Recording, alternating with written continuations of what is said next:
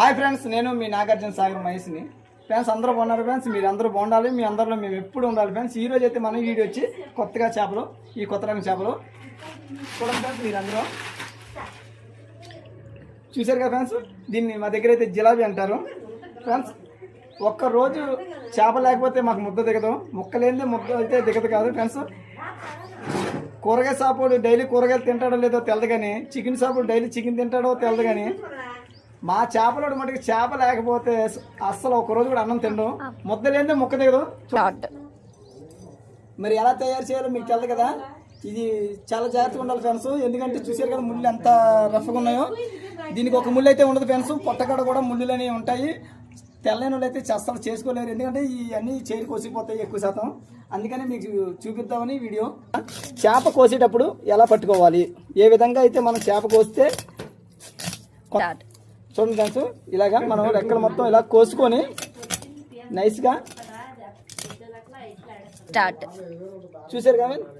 మరి ఓన్లీ చేప అయితే మన చేతులు ఎనీ టైం జారిపోవచ్చు. అందువల్ల కొద్దిగా అక్కడ మీ దగ్గర పట్టు ఇసుక కానీ ఒక మనం బూడిద అనేది ఉంటుంది కదా, ఏదైనా ఒకటి ఒక మన గుడ్డ అన్నది పెట్టుకొని ఇలాగా తప్ప కొట్టుకోవాలి ఫ్రెండ్స్. మన ఇసుక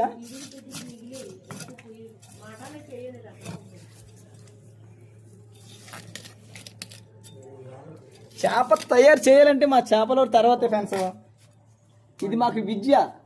మా తాతలు ముత్తాతలు కానీ ఇచ్చిన ఆస్తులు ఇవే మాకు.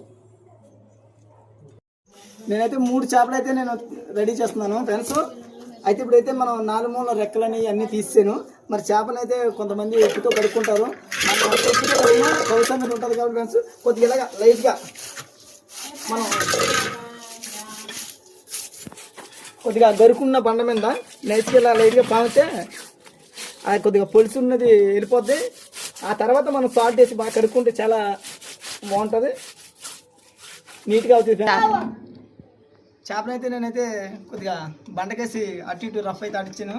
చూడండి, కటింగ్ చేసేటప్పుడు మట్టుగా చేయి జాగ్రత్తగా పెట్టుకోండి. చూసారు కదా, కటింగ్ అనేది ఈ టైప్లో నైస్గా చేసుకోవాలి. పొట్ట అనేది శుభ్రంగా తీసుకోవాలి. చూసారు ఫ్రెండ్స్, మరి పొట్ట అయితే ఉంటుంది, చాలా శుభ్రం చేసుకోవాలి మనం. ఇక్కడ అన్నీ ఇక్కడే తీసుకొని నీట్గా మొక్క మనం పులుసు కోసేటప్పుడు మట్టుగా సైజ్ అనేది పెద్దదే కోసుకోవాలి. మనం ఫ్రైకి అనే మట్టుగా కొద్దిగా లైట్గా సన్నంగా ఉన్నట్టు ఫ్రైకి అనేది ఇలాగా లైట్గా సన్నంగా కోసుకుంటే ఫ్రై మొక్క నూనెలో వేగాలి కాబట్టి కారం అనేది ఉప్పు అనేది బాగా ఇంకుతుంది మొక్కకు వచ్చి. మరి చూడండి,